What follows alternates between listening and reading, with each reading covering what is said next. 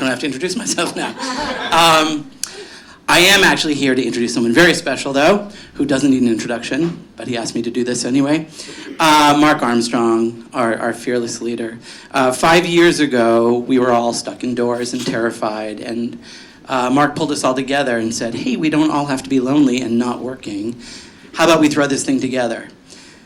And then we did it every week, after week, after week, after week. And Mark has this amazing ability to connect people and connect with people and to reach out. And at a time when we were feeling so lost and lonely, I'll speak for myself, but I think I can speak for everybody to say, we needed that more than ever. And it went on and on and on. And Mark touched thousands of people's lives. I mean, not just all of the artists that worked when they weren't working, but also everybody who got to see it. He gave us hope, and he gave us a place to do some work and put it out into the world when nobody else was doing that.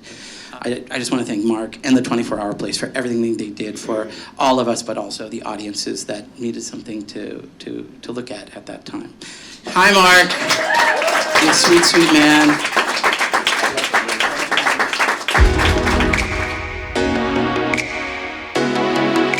I've told this story a bunch of times, which is that on March 16th of 2020, we gathered remotely on Zoom, and my idea was, we're gonna get 24 people to do this, because that's our number. Like, we'll email 100 people, and then the first 24 of them that will say yes. And then everybody just started coming back and saying yes. Obviously, the first person I asked, David LINDSAY-ABAIRE, yes. Hugh Dancy, yes. Stephen Adler-Gerges, yes. I'm trying to make sure that I say all the people that were here that first week. Dennis O'Hare in Paris, yes. Rachel Axler, yes.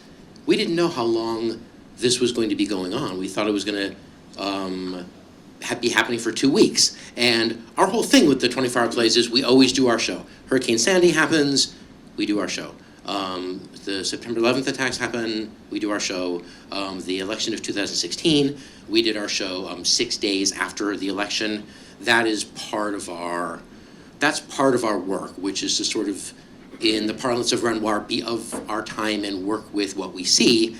And what we saw was people who were at home. And because usually we are on the set of an existing show, the writer can look at that set and say, I know what I could do with that. So I said, they're gonna have to show us on these videos where they are. And my feeling was they would just sort of video around a room. But actors are so creative, and they were like, I'm in Los Angeles, I can film in my car. I'm at my mom's in Florida, I can film in the pool. I'm up in the woods, and I could be running through the woods. And it turned into this incredible thing, and I thought, this is great. We are gonna put all of these out tonight, and then tomorrow everybody's agent is gonna call me, and they're gonna be so angry that I put their client on Instagram TV, and I'm gonna pretend that I'm sorry. But then the world is gonna open back up again, and I'm gonna be like, yeah, we did our pandemic show, how about you? And what was incredible is, like, everybody's agent did start calling me, like, blowing up my phone, but it was, are you gonna do this again? Do you want some packets of clients that could be in this? And so the next week we did it, and then the next week after that, and everybody who knows me knows I call it my imperial period. I just felt like, we had the ball, and we were just running. For those first 10 weeks, we never took a week off.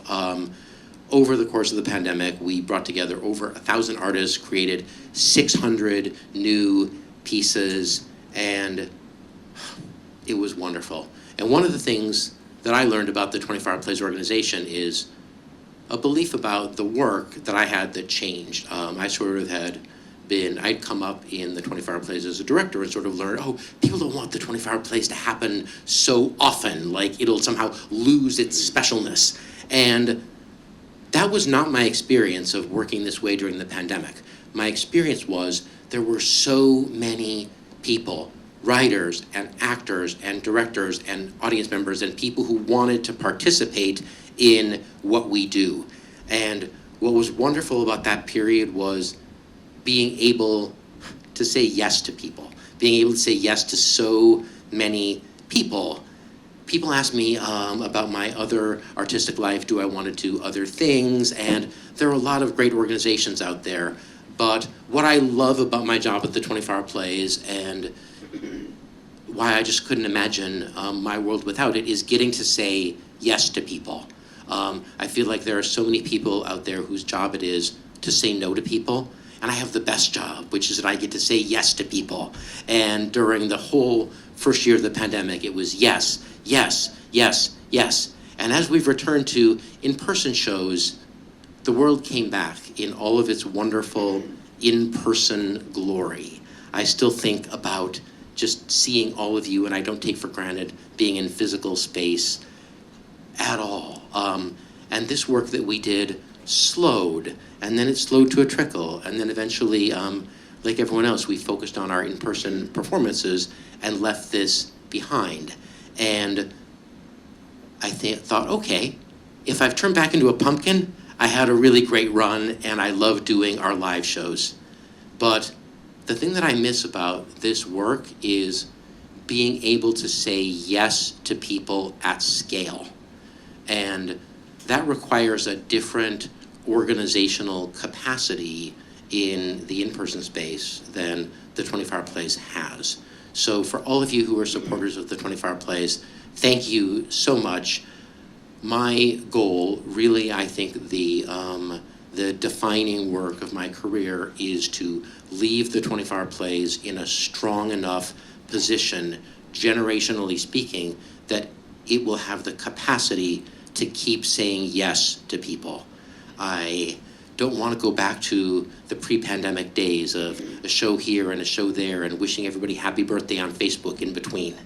I want to be able to continue to work at scale, and with all of your help, I hope that we can do that. Thank you so much for being here tonight. Please come and say hi to me. Thank you so, so much.